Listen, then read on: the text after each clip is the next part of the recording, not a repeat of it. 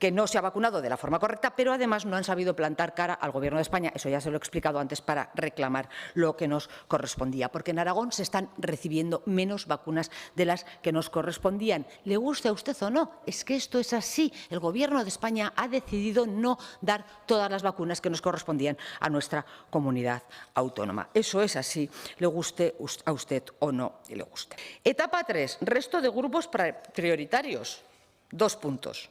Pendiente de anunciar. El problema es que hoy, señora consejera, hoy sigue pendiente de anunciar. Y ahí se acaba la estrategia de vacunación del Gobierno de España. Ahí se acaba. Usted lo que ha hecho es empezar su intervención poniéndose la tirita, mirando hacia otro lado, esta vez bastante más lejano de lo que habitualmente nos tienen ustedes acostumbrados, es decir, mirando hacia Europa y echándole la culpa de lo que está ocurriendo en Aragón a Europa, por no mirar a su lado y ver que la responsabilidad de lo que está ocurriendo en nuestra comunidad autónoma, señora consejera, es suya.